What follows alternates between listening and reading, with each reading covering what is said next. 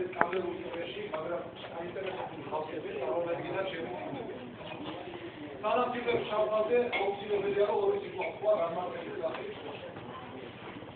2006 წელს შევკარგე. Kamu ერთს უკაცრად გავივლე, მე უკაცრავად შემოკარგო. ამ ფილმების გადაღება გადაღებული მაქვს 23 ფილმი და ეს ფილმები გადაღებულია ხაზი და გაუსვა გამიზნულა საბალი რეზოლუციით, ანუ ცუდი ხაზი. ანუ ჩემი ინტერესების სფეროში არანაირად არ შედიოდა მაღალპიქსელებიანი ვიდეო კამერების ან ფოტო კამერების გადაღება და შემდეგ კომპიუტერული მონტაჟი, პრემიერის პროგრამები და ასე შემდეგ. და ჩემი მიზანი იყო ზუსტად კუსტარული მეთოდებით შევეჭიდე ამ საქმეს და კუსტარული ასე ვთქვათ მონტაჟის საშუალებებით გამეკეთებინა ფილმები. დაბალი რეზოლუციის კინოფილმების მიმდინარეობა არსებობს საკუთრივ სოფლიოში, გამოვიდა ცნობილი რეჟისორი მუშაობს ამ სფეროში. წარმოიდგინეთ, რომ 21 საუკუნეში ფილმებს აკეთებენ კომუნისტური 8 მმ-იანი ცოცხალი კინოკამერებით და ხმარო არ არის უხმო ფილმებს და რაღაც გავს რაღაცებს და პრინციპში ეს სფერო არის ანდერგრაუნდის სფერო. იყო საშუალება ამ ფილმების პრეზენტირებისა მარჯანიშვილის თეატრში 2 წლის წინ, შემდეგ თუმანიშვილის თეატრში, მაგრამ რაღაც სუბიექტური თუ ობიექტური მიზეზების გამო ეს ვერ მოხერხდა და ეხლა როცა ვაანალიზებთ, ვთვლი რომ სწორედ არის რომ ვერ მოხერხდა ის სიუჟეტში, იმიტომ რომ პრინციპში ამ ფილმებს არაფერი ეთანხმება მარჯანიშვილის და თუმანიშვილის თეატრში. ამიტომ ამ ფილმების პრეზენტაცია მოხდა როკ კლუბში, ნაწილის პრეზენტაცია 8 აპრილს რუსთაველის 28-ში, რომელიც არის ეხლა დაიხურა სამწუხაროდ, იყო ნამდვილი ანდერგრაუნდი მიწის ქვეშ და აი ეს სიუჟეტ, სადაც იმართება ძალიან ბევრი საინტერესო არტ აქციები და გამოფენები და რა ვიცი, გადავარქვა ეს ხა ინტერნეტი სამწუხაროდ შეიძლება დადავდიო, რომ ინტერნეტით მე სულ ვადევნებ თვალს, ეს არის ერთ-ერთი გამორჩეული სიუჟეტი თბილისში, ნიუ-იორკ კაფე და მე ძალიან მიხარია, რომ დღეს მეძლევა საშუალება აქ გავუშვა ჩემი ფილმები. ასევე მინდა გითხრათ, რომ რეაქცია ამ ფილმების ყურებიდან ნებისმიერი, რომელიც წამოვა მაყურებლიდან იქნება ჩემთვის მისაღები, ნებისმიერი რეაქცია და ნებისმიერი შთაბეჭდილება. ეს ფილმები არის ცოტა გიჟური, შიზოფრენიული, ავანტყოფური, მაზოხისტური და ასევე, რა თქმა უნდა, ეკლექტური თავიდან ბოლომდე. ფილმების გადაღება ხდებოდა აბსოლუტურად პერსონალურად, შევიკრიბებოდით სადმე ოჯახში, სახლში, ამ ბუნებაში, ამ სადმე დანგრეული ფაბრიკის ტერიტორიაზე და ყოველგვარი სცენარის და ყოველგვარი წინასწარ გაგებების გარეშე ვიღებდით ამ ფილმებს. რა თქმა უნდა, მიზანი არის საზოგადოებისთვის რაღაც ერთგვარი ალბათ შოკის მიყენება. მე საერთოდ ხელოვნება ასე მეცვის, მე ახლა მულტიმედია არტისტი ვარ და ხელოვნების სხვადასხვა დარგში მუშაობ, თუმცა პოეტი ვარ ძირითადად და ჩემი ლექსების და საერთოდ ჩემი შემოქმედება, რასაც ვეწევი ამ წლების განმავლობაში, იყო მიმართული ზუსტად მაგისკენ, რომ ყოველგვარ სტანდარტებს და ყოველგვარ ნორმებს ავცდენოდი, ყოველგვარი კლიშეები დამერღვია და ისე მემოქმედა. ეს არ იყო ჩემთვის ეპატაჟის საშუალება და რაღაცა სნობური მიდგომა არ იყო, უბრალოდ ეს ჩემი ინტერესის სფერო იყო, იმიტომ რომ მე არასოდეს არ ყოფილა შემთხვევა, რომ მე ფარგლებში ჩავჯდარ ვარ და რაღაცა ჩარჩოებში მოქცევი ვარ, ეს არ ყოფილა ჩემ ცხოვრებაში და ამიტომ ეს ფილმები ამას ნათლად ასახავს. მუდმივი არაფორმალურობის განცდა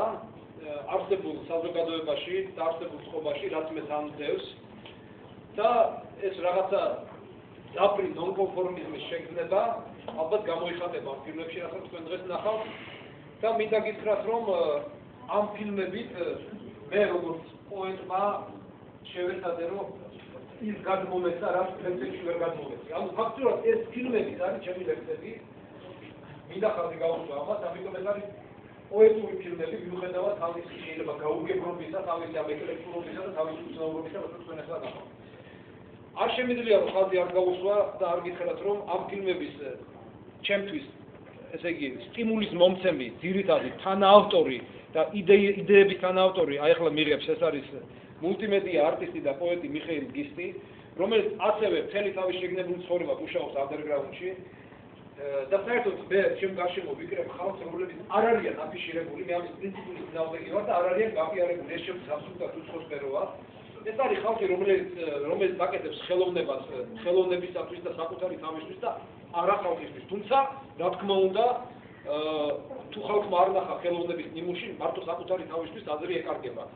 კიდევ ვიმეორებ, ამიტომ აი ეს საზოგადოება და ეს კამერული სივრცე არის ზუსტად მისაღები. ეხლა მაგალითად ინტერნეტში და Facebook-ში 200 ადამიანმა დაადასტურა მოსვლა, მაგრამ მოვიდა 5 კაცი. ზუსტად ის 5 კაცი, ვინც მოვიდა ინტერნეტიდან, ის იქნება ზუსტად ის მიმღები ამ ენერგეტიკის, ვისაც ეს ენერგეტიკა ეკუთვნის და ვის დამის არის ეს ენერგეტიკა გამიზნული ამ ფილმების. მიშაზე მინდა ვთქვა კიდევ ორი სიტყვა. მიშამ 2000-იანი წლების დასაწყისში მზიურ ქალაქში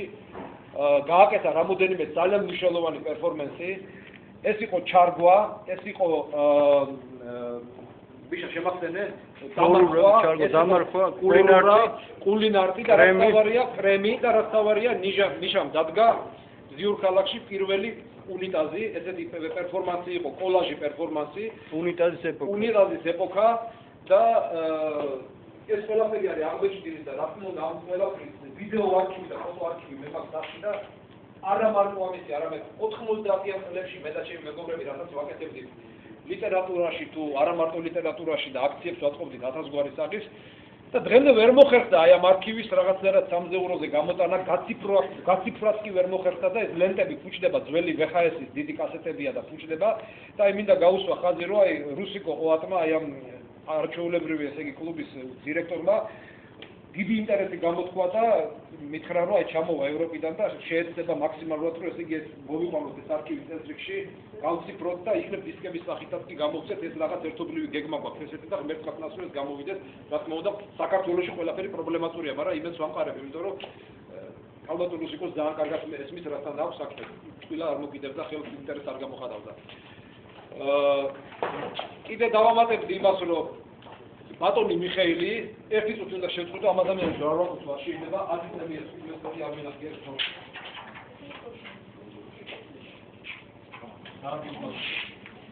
ეს გახლავთ სიურეალისტი მხატვარი დავით მეტრეველი რომელმაც ანომალიური პოეზიის კრებული დააფორმა მხატვრულად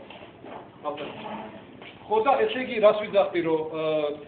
მიშა რომ არა მინდა ხაზი გაუსვა მიშა რომ არა ალბათ ეს ფილმები არ შედგებოდა და ეს პროექტი არ შედგებოდა იმიტომ რომ კიდევ ერთხელ ვიძახი ძირითადი იდეების მომწოდებელი არის ყოველთვის მიშა და მინდა იცოდეთ რომ ეს არის ადამიანი რომელიც ხელოვნების გულისთვის არის ყველაფერზე დამსვენელი 2001 წლის 11 სექტემბერს მიშამ მზიურ ქალაქში დაიმარხა თავი ეს იყო მისი ტრილოგიის ასე ვთქვათ ესე იგი ერთ-ერთი აქცია ამ ტრილოგიიდან ჩვენ გავცხარეთ საფლავი და მიშა შიშველი დავმარხეთ და ესე იგი თუ მე რა თქმა უნდა ვარ დავმარხავდი მე მიშა დამოდგა მაგრამ უცნაურად გაემთხვა რომ ზუსტად საღამოთი დაბომბეს ამერიკაში თათამბჯენები ეს იყო 11 სექტემბერი და რაღაც მიშამაც თვითონ თავისი ცხოვრება იქ დაასრულა სულ არ ვიცოდით და საღამოთი აღმოჩნდა 11 სექტემბერს ერთი რაღაცა მოხდა მსოფლიოში ამიტომ მე დიდი მადლობა მინდა რა თქმა უნდა მიხეილს გადაუხადო თანადგომისათვის ამ ფილმებში მონაწილეობდნენ კიდე პოეტი მარიკა ჟორჟოლიანი აგერ არის კიდე მონაწილეობდა ფოტოგრაფი შეიძლება ბევრი იცნობთ ირინა ხუციშვილი რომელიც დღეს სამწუხაროდ ვერ მოვიდა პოლიტოლოგი და პოეტი და ფილოსოფოსი ელიზბარაშვილი რომელიც ასევე ვერ მოვიდა მაგრამ მნიშვნელობა არ აქვს ვინც მოხვედით კიდევ ერთხელ გიხდით ძალიან დიდ მადლობას და მინდა იცოდეთ რომ დღეს ჩემთვის არის უკიდურესად მნიშვნელოვანი დღე ორი მიზეზით გავხსნი ამას ერთი რომ აი ამ სივრცეში ხდება ეს სივრცე ჩემთვის გაცილებით მნიშვნელოვანია ვიდრე ძალიან საინტერესო სივრცე იყო ის როკ კლუბით მაგრამ ეს სივრცე არის ჩემთვის ძალიან მნიშვნელოვანი იმიტომ რომ აქ ძალიან ბევრ ჩემ კოლეგას და ჩემ მეგობარს ცნობილ არტისტებს და პოეტებს გაუკეთებიათ თავიანთი აქციები და საღამოები ძალიან მნიშვნელოვანია კიდევ იმიტომ რომ თუ როგორი ენერგეტიკა წამოვა თქვენგან თუ როგორ გაიგებთ თქვენ ამ ფილმებს და როგორ აღიქვავთ ამაზე იქნება დამოკიდებული მე გავაგზავნებ თუ არა მუშაობა რათა გამოგიქმნების რომ მე ვარ ძალიან ფაქიზი ბუნების ადამიანი და შეიძლება აი წეგან ვეუბნეოდი ნატოს ჩემ მეგობარს რომ შეიძლება 10 ადამიანიდან ერთის დავიჭირო რაღაცა ისეთი რომ რა ვიცი ცინიკური შეიძლება და რაღაცა და შეიძლება მე არც გამოვხატო მაგრამ შეიძლება მან იმოქმედოს ჩემზე და მე უნდა აღარ გავაგზავნო სფეროში მუშაობა თუმცა არ გავშენები და სხვა სფეროში გავაგზავნო მაგრამ ეხლა არ გამოვიდეს ისე რომ მე დაპირისპირებაში შევდივარ საკუთარ თავთან მე ყოფილი რომ ყველა რეაქცია მისაღები იქნება ანუ ეგეთი რეაქციაც მისაღები იქნება იმ ხრივ რომ შეიძლება ამ რეაქციამ მე შემაცვლებინოს მიდგომა და მე უბრალოდ სხვა რაღაცაზე გადავერთო და უბრალოდ სხვა რაღაცას კეთება დავიწყო ამიტომ კიდევ ერთხელ ძალიან დიდი მადლობა რომ არ გავაგზავნო ახლა ჩავთავე ეს დაახლოებით პროგრამა გრძელდება საათი და 10 წუთი თუ რაღაც ეგრე არ მახსოვს ორ ფილმს ვაჩვენებთ ან სამ ფილმს, პატარა მოკლე ფილმებია, მე გავთიშავთ ხოლმე ცოტა სამოვისუნთ კალს და ესე გავაგრძელოთ. მაქსიმუმი ფილმის სიგრძე არის 15 წუთი, მინიმუმი შეიძლება იყოს 2 წუთიანი.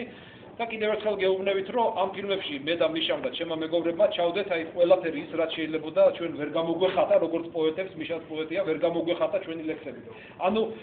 რაღაცნაირი შეიძლება ხელმოცარულობა კი არ იყო, უბრალოდ აი ვერბალურად და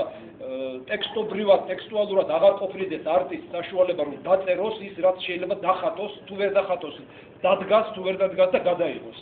და ამიტომ აი ეს მეთოდი შევარჩიეთ. და კიდევ გიმეორებთ, რომ ეს არის დაბალი რეზოლუციით გადაღებული ფილმები, საგანგებოდ გადაღებული ფილმებია ცუდ ხარისხში, მაგრამ ყველაფერი ახმადია და ყველაფერი დასანახავია. ძალიან დიდი მადლობა, ახლა უყურებთ.